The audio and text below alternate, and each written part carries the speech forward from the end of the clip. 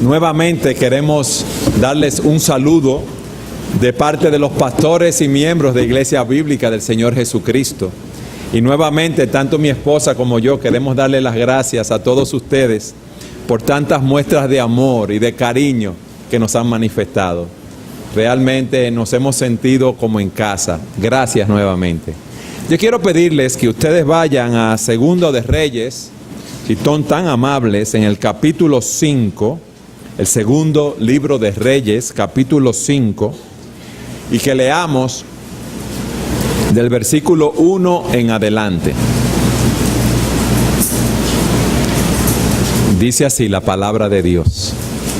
Naamán, general del ejército del rey de Siria, era un hombre que gozaba de gran prestigio delante de su señor, quien lo tenía en alta estima, pues por medio de él había dado Jehová salvación a Siria.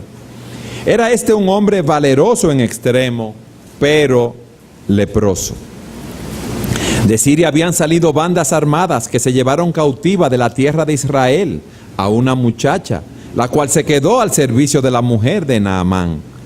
Esta dijo a su señora: si rogara mi señor al profeta que está en Samaria, él lo sanaría de su lepra. Naamán fue y se lo relató a su señor diciendo: esto y esto ha dicho una muchacha que es de la tierra de Israel. Y el rey de Siria le respondió: está bien, ve y yo enviaré una carta al rey de Israel. Salió pues Naamán, llevando consigo 10 talentos de plata, 6,000 piezas de oro y 10 mudas de vestidos. Y también le llevó al rey de Israel una carta que decía: cuando recibas esta carta sabrás por ella que yo te envío a mi siervo Naamán para que lo sanes de su lepra.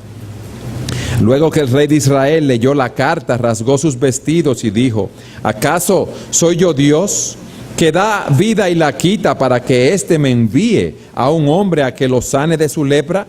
Considerad ahora y ved cómo busca ocasión contra mí. Cuando Eliseo, el varón de Dios, oyó que el rey de Israel había rasgado sus vestidos, envió a decir al rey: ¿por qué has rasgado tus vestidos? Que venga a mí y sabrá que hay un profeta en Israel.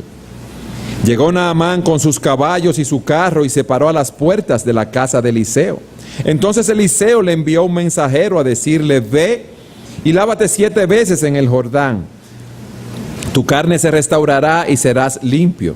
Naamán se fue enojado diciendo: yo que pensaba, de seguro saldrá enseguida y puesto en pie invocará el nombre de Jehová su Dios. Alzará su mano, tocará la parte enferma y sanará la lepra.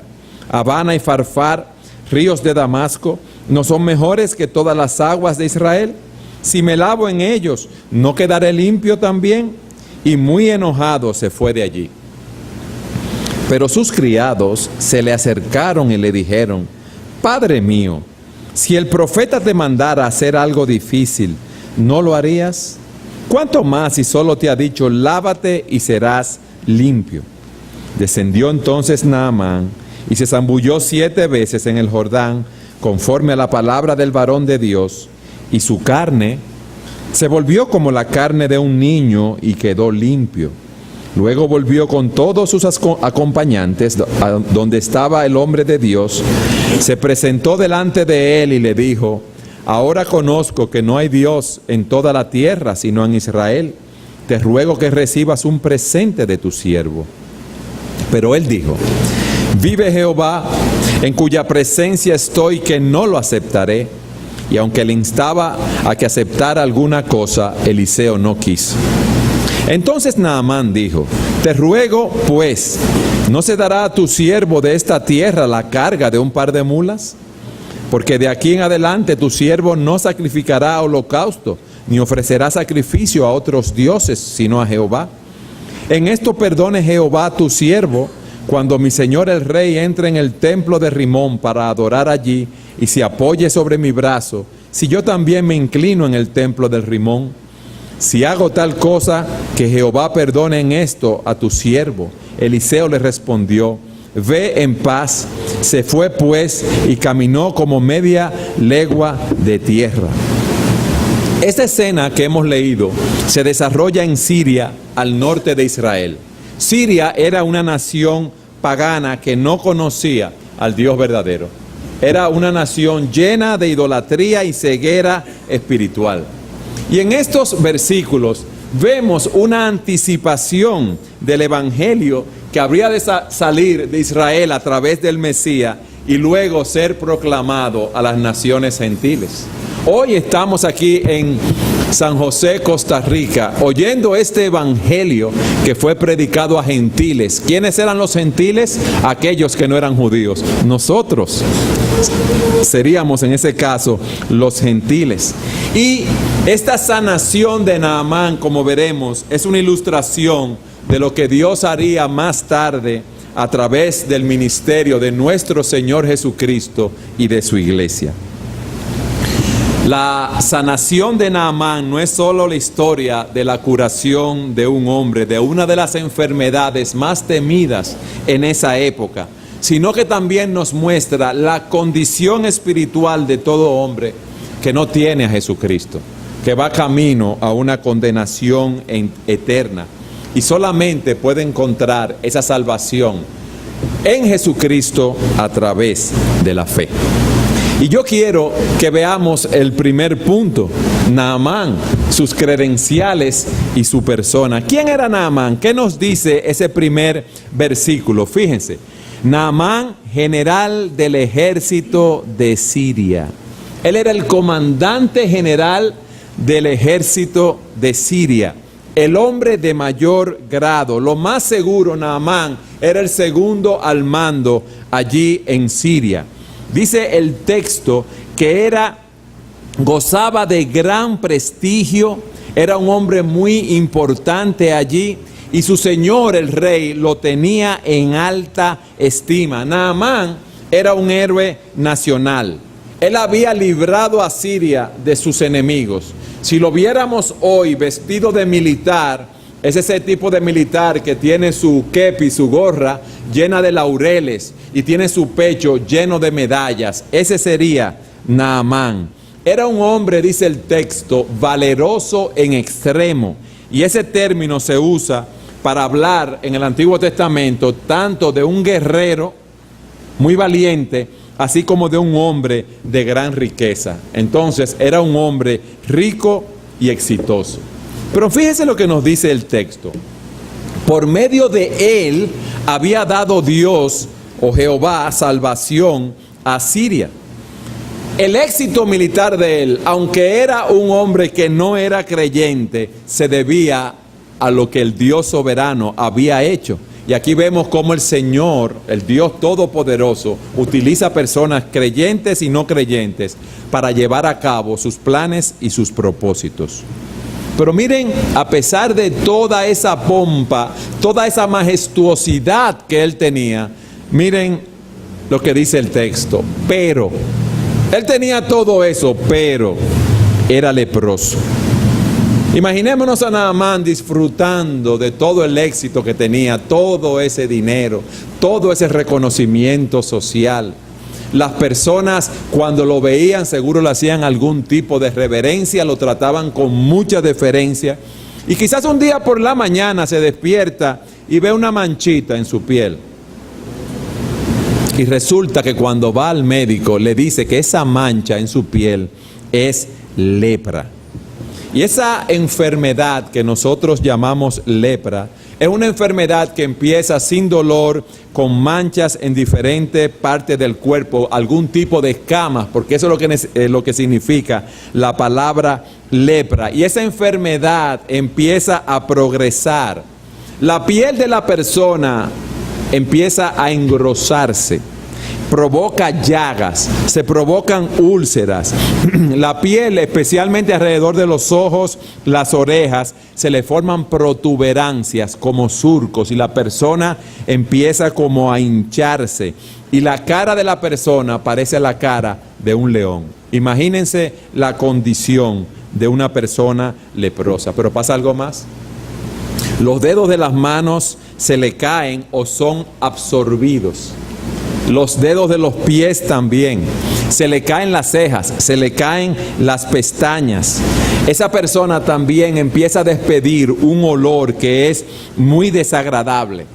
Su voz cambia, se torna cada vez más ronca, y esta lepra, como vemos en las Escrituras, deja a la persona ceremonialmente inmunda. Pero pasa algo, esa persona es separada del contacto social y religioso con su pueblo. Esta enfermedad crea un estigma social. Imagínense la persona que tiene lepra, los demás, aún de su familia, no se le acercan por temor a ser contagiados.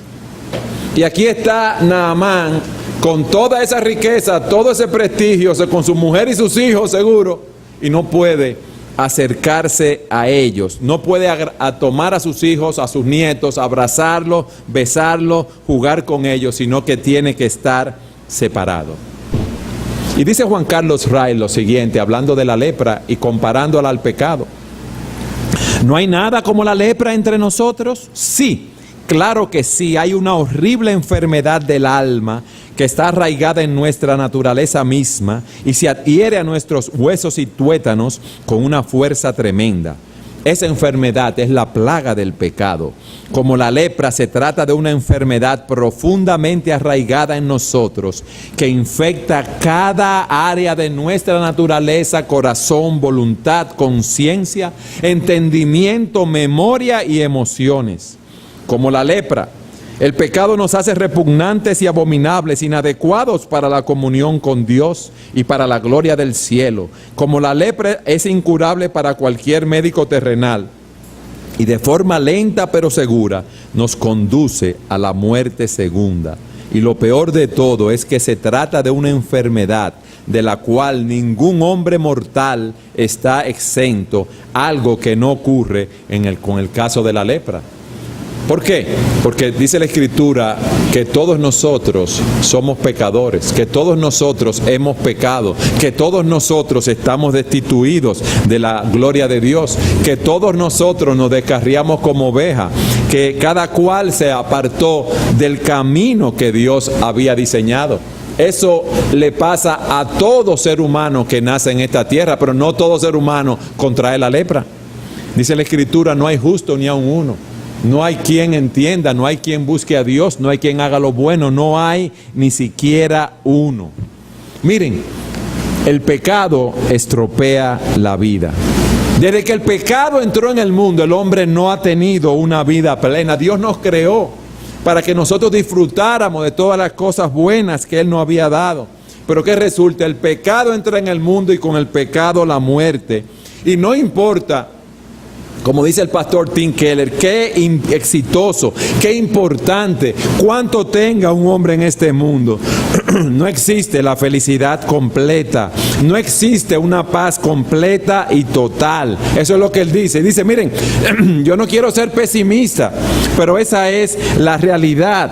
Siempre, cuando uno cree que va a disfrutar de la vida y de las cosas que Dios le ha dado, se presenta un problema, se presenta una aflicción. Él siempre dice que hay un pelo en la sopa. A usted le conceden esa promoción que usted tanto anhelaba en su trabajo, y resulta que hay muchos otros que están allí llenos de celo y de envidia, al acecho de que usted falle, de que usted se enferme, de que usted se retire. ¿Para qué? Para ocupar su posición. Aún esas personas que están en poder tienen que vivir con muchos cuidados: presidentes, reyes, personas que están en preeminencia, porque hay muchos que desearían tener esa corona y andan con una daga, con un cuchillo debajo de su manto para acuchillar a aquel que está en preeminencia. El pecado desvirtúa la felicidad. Pero les digo algo más: el pecado nos hace verdaderamente infelices. El que sigue el camino del mundo nunca será saciado, sino que va a conocer la desdicha y la aflicción. Y óiganme bien a los jóvenes que están aquí, que creen que se están llevando al mundo por delante. No, Siguiendo la corriente del mundo, pecando, tú no vas a encontrar la felicidad. ¿Tú sabes por qué? Porque Dios ha puesto eternidad en el corazón de cada hombre. Y esa eternidad solamente la puede llenar Dios. No la puede llenar ningún ser humano. Pero ¿qué pasa? Que el hombre trata de llenar esa eternidad con poder y con placer. Pero es algo eterno y nada material va a llenar esa eternidad. Y siguiendo la corriente de este mundo, ¿tú sabes lo que tú vas a hacer, joven? Tú te vas a dañar a ti mismo. Tú vas camino a una condenación eterna. Naamán, mira todo lo que tenía y era una persona desgraciada. ¿Por qué? Porque era un pecador, porque estaba sujeto a las enfermedades y a contraer todos esos problemas y enfermedades que puede encontrar en este mundo. Y aquí solamente hay dolor y amargura. ¿Era Naamán un hombre autosuficiente, humanamente hablando? Sí, pero era leproso. Era leproso. No importa, y no estoy siendo pesimista con esto, estoy hablando de una realidad. Qué tan duro trabajes, no importa que tú vayas a los mejores colegios, a las mejores universidades, que te prepares de la mejor manera posible, lo cual es muy bueno para tú enfrentar el mundo que tienes por delante. No importa que hagas mucho ejercicio, que comas saludablemente, no importa qué tan inteligente, qué tan poderoso tú seas, cuánto dinero tengas. Siempre habrán situaciones, aflicciones que afectarán uno o varios de tus planes. Hay enfermedades crónicas, hay reveses financieros, hay traiciones y aflicciones en esta vida que no pueden ser detenidas por el dinero o la posición social que tú tengas. Mira lo que le pasó a Naamán. En segundo lugar, yo quiero que veamos la cura prescrita para Naamán. Fíjense lo que dice el versículo 2. Las bandas armadas de Siria habían llegado a la tierra de Israel, se habían llevado cautiva a una muchacha. Esta muchacha había sido puesta al servicio de la esposa de Naamán. Y esa joven le dice a la esposa de Naamán: si rogara mi señor al profeta que está en Samaria, él lo sanaría de su lepra. Esta jovencita que estaba allí al servicio de esa familia sabía dónde estaba el remedio para curar la lepra de Naamán. Y Naamán, con todo su poder, y su esposa también, desconocían esto por completo. ¿Ustedes saben por qué? Porque las personas en el mundo siempre están buscando en todas direcciones para encontrar la felicidad, para encontrar la solución a sus problemas, cuando la solución en sus problemas se encuentran en Jesucristo. Y muchas veces, fíjense lo que está pasando aquí, Dios nos humilla, y Naamán fue humillado. Dios nos humilla para que nosotros entonces busquemos de Él, y eso fue lo que Dios lo llevó a hacer. Ahora, yo quiero que veamos la bondad de esta joven, de la joven cautiva. Ella se preocupó por Naamán y quiso hacerle bien. Pero ¿qué había pasado? Cuando esas bandas armadas de Siria entraban en Israel, ellos mataban a todo el que estaba por ahí. Y lo más seguro que los padres y familiares de esa joven, las bandas armadas sirias, los habían matado y a ella la habían tomado cautiva. La habían dejado lo más seguro sin familia. Y esos soldados eran hombres rudos también, que abusaban también de esas jóvenes. Y ella estaba allí en la casa de Naamán sabiendo que ya quizás nunca volvería a su tierra. Y ella se pudo haber quedado callada mientras Naamán se moría de esa enfermedad.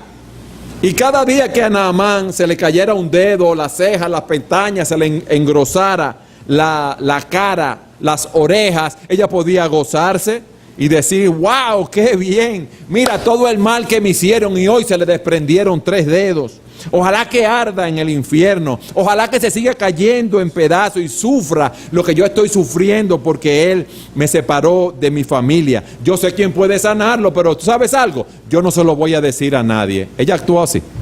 No. Ella no devolvió mal por mal, sino que testificó de la gracia de Dios a pesar de la situación tan difícil en la cual se encontraba. Porque Dios quiere que cada uno de nosotros, los creyentes, seamos un instrumento de luz y de gracia en el medio donde nos desenvolvemos, que seamos un instrumento de luz y de gracia, no importa lo que nos hagan las otras personas. Y esta niña estaba allí, estaba disponible para ser usada por Dios. Para los ojos del mundo, era una criada, era una niña insignificante, era una esclava, pero ella sabía dónde estaba la solución. Y a pesar de su juventud, ella tenía su confianza puesta en el Dios de Israel. Aquel Dios para quien no hay nada imposible. Y esto nos enseña también que no importa la situación en la cual nosotros nos encontremos, nosotros tenemos que ser un faro de luz, un medio para bendecir, para traer gracia, para ser usados para la gloria de Dios. Mis amados, nunca veamos ninguna situación en la cual nos encontremos como un callejón sin salida. Si Dios nos puso ahí, en Dios tenemos ayuda y tenemos esperanza. ¿Qué hace Naamán? La sanación está en Israel. Allí hay un hombre que puede curarte. Él coge su bultico, su maletica y se prepara para ir allá. Pero primero va donde el rey y le dice al rey: esto y esto ha dicho una muchacha que es de la tierra de Israel. Oigan lo que dice: esto y esto ha dicho ella. Él estaba desesperado por sanarse. En Siria no había esperanza. Siria le daba educación, le daba prestigio, le daba dinero, le daba poder, pero no podía limpiarlo de la lepra que él tenía. Le dan la noticia y él va a hablar con su rey y le dice al rey lo que le ha dicho esta joven. El rey le responde: ok, yo voy a enviar una carta al rey de Israel para que tú vayas a verlo. ¿Y qué hace Naamán? Inmediatamente empaca y sale, dice el texto, óigame bien: salió pues Naamán llevando consigo 10 talentos de plata, 6,000 piezas de oro y 10 mudas de vestido. Él sale con lo que él tiene, o con parte de lo que él tiene, y sale a comprar su salud con su propio esfuerzo. Él estaba confiando en su poder, en su posición y en sus riquezas. Y los comentaristas no se ponen de acuerdo en la cantidad de dinero que Naamán había llevado. Hay diferentes cantidades. Yo tomé lo que son 10 talentos de plata, 6,000 piezas de oro, lo llevé a onzas y lo multipliqué por el precio del mercado en el día de hoy. Algunos dicen que él llevó $80,000, otros dicen que llevó $500,000. Yo hice el ejercicio de la plata, el oro, sin incluir los vestidos, y a mí me dio $1,642,800, que multiplicado por 550 colones más o menos, que es el cambio, él llevó como 903,540 millones de colones. Casi nada. Hay unos comentaristas que dicen que él llevó alrededor de $1,247,000.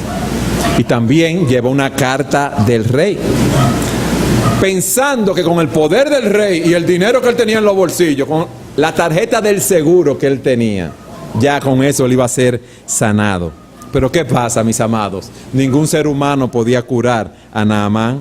Los médicos, las terapias, las medicinas no podían ayudarle, ni los expertos, ni los libros de autoayuda. Y él va con recomendaciones del rey de Israel. 1, para que lo trataran bien. 2, porque en Siria los sacerdotes eran empleados del gobierno, los que trabajaban en el templo. Entonces, el rey de Siria le manda una carta al rey de Israel para que el empleado del rey de Israel, el profeta, pensando eso, curara a Naamán. Pero a él se le había olvidado que nuestro Dios es el Dios soberano y que sus siervos, y en este caso Eliseo, no estaba bajo el control de nadie, sino que respondía solamente a Dios y a nadie más. Nuestro Dios no es un Dios que podemos comprar, que podemos manipular como a nosotros nos parezca.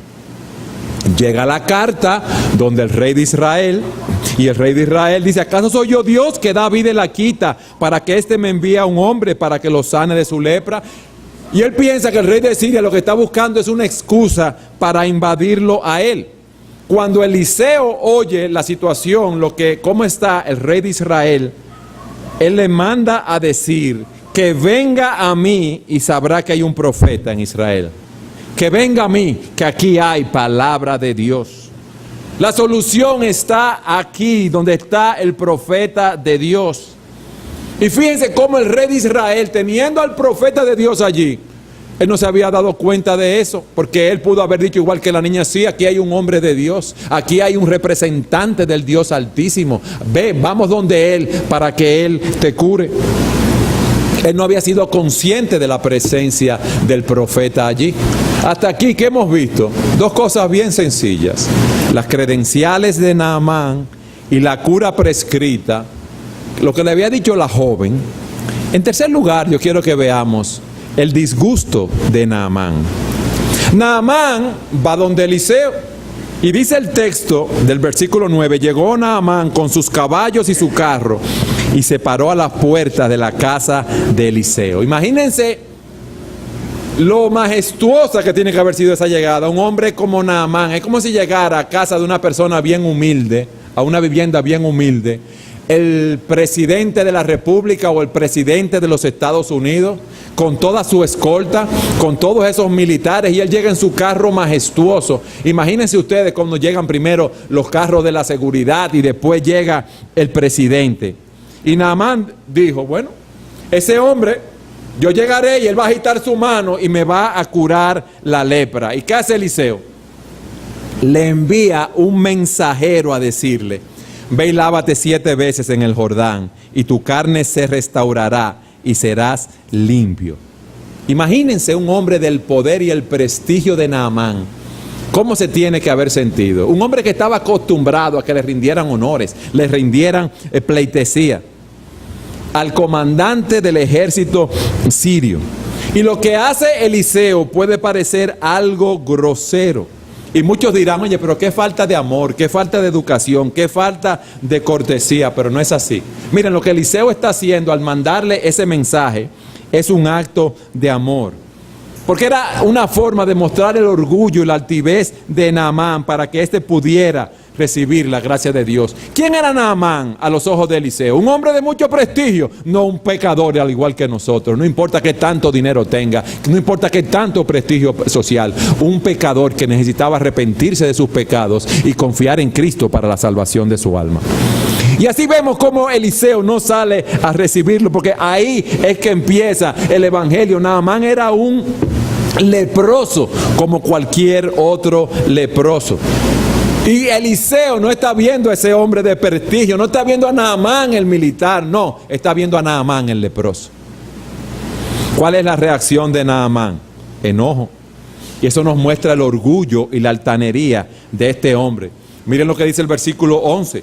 Yo que pensaba, dice Naamán, de seguro saldrá enseguida, porque llegó Naamán, imagínense. Y puesto en pie invocará el nombre de Jehová su Dios. Alzará su mano, tocará la parte enferma y sanará la lepra. Habana y Farfar, río de Damasco, ¿no son mejores que todas las aguas de Israel? Si me lavo en ellos, ¿no quedaré limpio también? Y muy enojado se fue de allí. Ese hombre que era un leproso, que iba camino a la muerte, tuvo en la presunción, óigame bien, de elaborar un plan en su mente de cómo él quería que Dios lo sanara.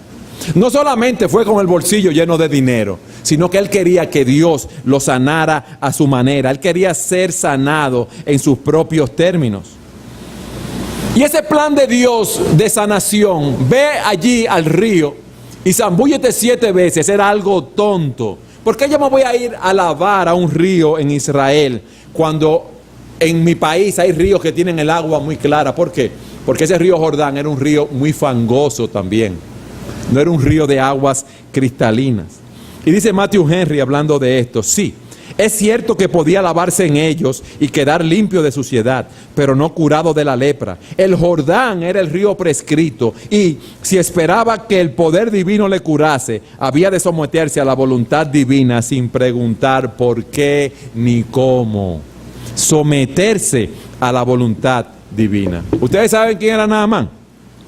Lo que nos dice primera a los Corintios 2:14, un hombre natural, Un hombre que no percibe las cosas que son del Espíritu de Dios. ¿Por qué? Porque para él son locura y no las puede entender porque se ha de discernir espiritualmente. El hombre natural, nosotros cuando no conocíamos a Dios y nos predicaron el Evangelio, nos ofendíamos. ¿Tú sabes por qué? Porque el Evangelio nos humilla y nos propone un camino que parece ridículo, despreciable. Él pensaba que se iba a sanar con el dinero que tenía en los bolsillos, con hablar con el rey de Israel, y que a él había que rendirle los honores que él creía que merecía. Las cosas espirituales, bañarse en ese río, sumergirse 7 veces, no tienen sentido. No tienen ningún sentido. Para él son insensatez. Eso es para él una tontería, una estupidez. Y ese hombre se enoja y se quiere ir y se va. Y los siervos que están allí le dicen, versículo 13. Pero sus criados se le acercaron y le dijeron: Padre mío, si el profeta te mandara hacer algo difícil, ¿no lo harías? ¿Cuánto más si solo te ha dicho: lávate y serás limpio? Si Dios le hubiera pedido hacer algo grande, difícil, una peregrinación de rodillas a tal lugar, o dar tanto dinero, o pasarse 7, 10, 15, 20 días ayunando, o no comer tal tipo de comida por toda la vida, por una penitencia, Él lo hubiera dicho. Pero le dicen los siervos: Él te ha pedido algo muy sencillo, ven, lávate en el río y serás limpio. La cura que Eliseo le está ofreciendo a Naamán es tan sencilla que él no quiere aceptarla. Y si el cristianismo fuera una religión que ofrece muchas cosas así, muchas penitencias, muchos sacrificios, muchas peregrinaciones para salvarle, muchos la seguirían. ¿Ustedes saben por qué? Porque el hombre quiere salvarse por su propio esfuerzo, y ese no es el camino de Dios. ¿Qué iba a sanar a Naamán? ¿El agua del río? ¿El zambullirse 7 veces? No. Era la obediencia al mandato del profeta. Era la fe en la palabra de Dios que lo iba a curar. Esa palabra que nos dice hoy: cree en el Señor Jesucristo y serás salvo tú y tu casa. Cree que Él es el Hijo de Dios. Cree que nosotros somos pecadores y que Él murió en la cruz del Calvario por nuestros pecados, para abrir un camino nuevo y vivo a la presencia de Dios, por lo cual debemos arrepentirnos y debemos confiar en Dios para salvación.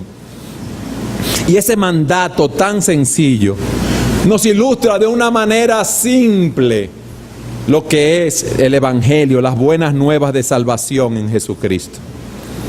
Porque por gracia sois salvos, por medio de la fe. Y esto no de vosotros, pues es un don de Dios, no por obras para que nadie se gloríe. La salvación es gratis, es un regalo. Alguien define la gracia como a pesar de que yo era un pecador, a pesar de que era un enemigo de Dios, a pesar de que era un hombre malvado, a pesar de Dios me dio un regalo en su Hijo, la salvación eterna. Venid todos los sedientos, venid a las aguas, aunque no tengáis dinero, venid, comprad y comed. El dinero de Naamán no le iba a servir para nada. Venid, comprad sin dinero y sin pagar vino y leche. ¿Qué iba a sanar a Naamán? La fe en el mandato, en obedecer la palabra de Dios. El camino de la fe es un camino de humillación, de rechazar nuestros propios caminos, de rechazar nuestro orgullo, de dejar de depender en lo que nosotros somos o tenemos, o en lo que podemos hacer, y arrojarnos en los brazos de nuestro Señor Jesucristo, arrepentidos por nuestros pecados y confiando en Él y solo en Él para salvación. Pero tú sabes lo que pasa con nosotros, que nosotros decimos: ¿cómo va a ser que el camino de salvación va a ser mirar a un hombre con una corona de espinas en la cruz? Un hombre que está clamando: Dios mío, ¿por qué me has desamparado? ¿Cómo es que yo voy a ser sanado de la lepra viendo a un hombre que está en debilidad, cuyo cuerpo fue sepultado en una cueva con una gran piedra? Y eso es lo que nos pide el Señor, que miremos a Cristo y a este crucificado, sabiendo que en Él tenemos salvación. Ese es el camino de la salvación. Nosotros tenemos que ir al Calvario. Nosotros tenemos que mirar a Cristo muriendo en la cruz, a Cristo cargando con nuestros pecados sobre su cuerpo en el madero. Eso es todo lo que tenemos que ver. Eso es todo lo que nosotros tenemos que hacer: arrepentirnos y creer en el Señor Jesucristo, y obtendremos la salvación. Es por gracia como hemos visto la salvación. Pero para acercarnos a Cristo debemos dejar de depender de nosotros mismos. Debemos dejar y entender que no hay nada ni nadie que pueda ayudarme para lavar la maldad, el pecado de mi corazón. Mateo 5:3, el Señor dice: bienaventurados los pobres en espíritu, porque de ellos es el reino de los cielos. ¿Usted sabe qué significa pobres ahí? El que está en bancarrota, el que sabe que no tiene ninguna manera de pagar las deudas, que no tiene nada. Y dice aquí Mateo: bienaventurados esos que son pobres. Fíjense que no dice bienaventurados los de clase media espiritual, aquellos que tienen un dinerito para pagar la mitad de la deuda. No. Aquellos que dicen: yo no soy perfecto, yo lo sé, yo sé que necesito la ayuda de Dios, pero yo no soy tan malo. Yo hago algunas cosas buenas. Yo sé que yo iré al cielo porque yo no soy tan malo. Así piensan los de clase media espiritual. Y los de clase alta espiritual piensan que son buenos por completo, que no tienen nada de que arrepentirse y que van directo al cielo cuando ellos mueran. Pero tú sabes lo que dice un cristiano, alguien que es pobre en espíritu: yo sé que yo he hecho cosas buenas a los ojos del mundo, pero todo lo que yo he hecho, lo he hecho con una mala motivación. Yo no he buscado glorificar a Dios con mi vida. Yo no tengo nada que presentar delante de Dios. Yo no puedo hacer nada para ganar mi salvación. Solamente puedo presentar los méritos de Cristo, con los cuales, con ese manto de justicia con que Dios me vistió. Y dice Wright lo siguiente: bienaventurado aquel que ha aprendido a sentir que es un miserable pecador y que no hay salud en él. Bendito sea también aquel que ha aprendido que es un leproso espiritual y una criatura malvada, impía y pecadora. Conocer nuestra enfermedad es un paso hacia la curación. La desgracia y ruina de muchas almas es que nunca han sido capaces de ver sus pecados y su necesidad. ¿Qué dice el himno? Tal como soy de pecador, sin más confianza que tu amor, ya que me llamas, vengo a ti, Cordero de Dios, heme aquí, tal como soy, buscando paz. En mi desdicha y mal tenaz, conflicto grande siento en mí, Cordero de Dios, heme aquí. Tal como soy con mi lepra espiritual, tal como soy me acogerás, perdón, alivio me darás, pues tu promesa ya creí, Cordero de Dios, heme aquí. Tal como soy tu compasión, vencido a toda oposición, ya pertenezco solo a ti, Cordero de Dios, heme aquí. ¿Qué hemos visto, mis amados? ¿Quién era Naamán? La cura prescrita. El disgusto de Naamán cuando le dijeron cuál era la cura. Y veamos en cuarto lugar la limpieza de Naamán. Descendió entonces Naamán y se zambulló 7 veces en el Jordán conforme a la palabra del varón de Dios, y su carne se volvió como la carne de un niño y quedó limpio. Y quedó limpio. Esa limpieza inmediata nos ilustra el carácter de la salvación que nosotros tenemos en Jesucristo. Él quedó limpio. Fíjense, él se zambulló 7 veces en el Jordán. ¿Conforme a qué? ¿Qué dice el texto? ¿Qué dice el texto? Fíjense en el versículo 14. Conforme a la palabra del varón de Dios. Y su carne se volvió como la carne de un niño. No conforme a sus emociones. No conforme a sus sentimientos. No conforme a sus deseos. Él creyó lo que le dijo el profeta y fue limpiado instantáneamente. Su carne se volvió como la de un niño, pero no solamente su carne exterior, sino también su corazón. Él se convirtió en una nueva criatura por la fe en el Dios del profeta Eliseo. Hay un precioso manantial, dice un himno, de sangre de Emmanuel, que purifica a cada cual que se sumerge en él, que se sumerge en él. Y dice, el malhechor se convirtió pendiente de una cruz. Él vio la fuente y se lavó, creyendo en Jesús. Y eso es lo que nosotros hemos hecho, aquellos que hemos confiado en Cristo para salvación. Y eso es lo que tú debes hacer si estás aquí en este día sin Jesucristo.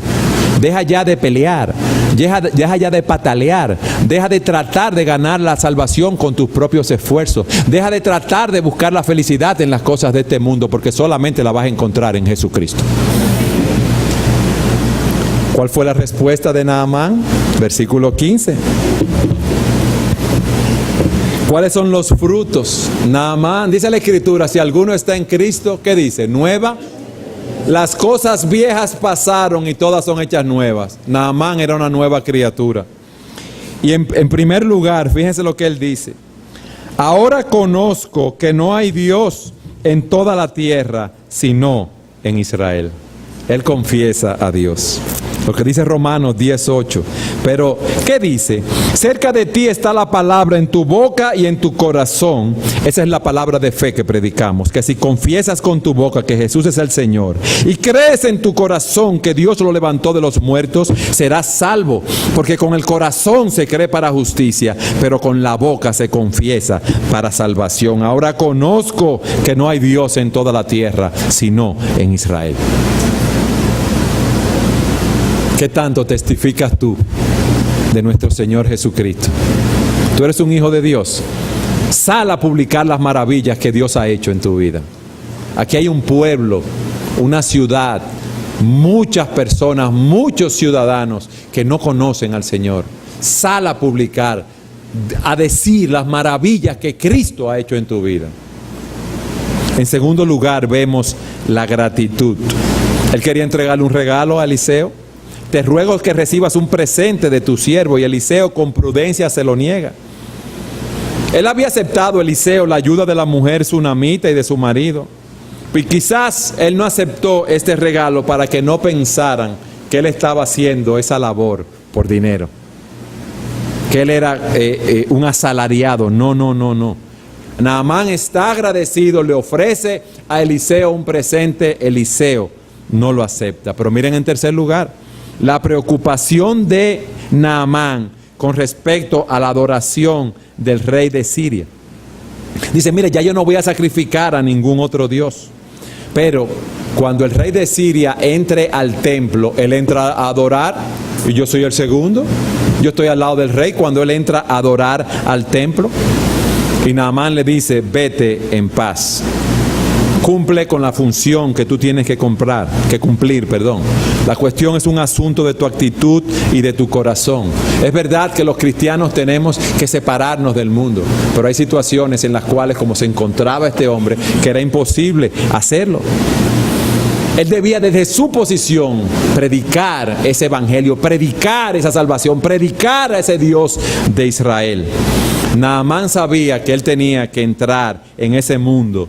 Y también él le dice a Eliseo que le dé dos cargas de tierra en sus mulas para él llevarla allí a Israel. Muchos dicen que eso era para hacer un altar allí en Siria, con esa tierra de Israel, donde él adorara al Dios de Israel en el suelo de Siria. Otros dicen que es para cuando fuera al templo, que su rey se inclinara y él estuviera hacia el lado, no pisar la tierra de Siria y de esos dioses, sino pisar la tierra de Israel. En conclusión, mis amados, Naamán, como hemos visto, tenía mucha preeminencia, pero tenía un problema: era leproso. Era leproso.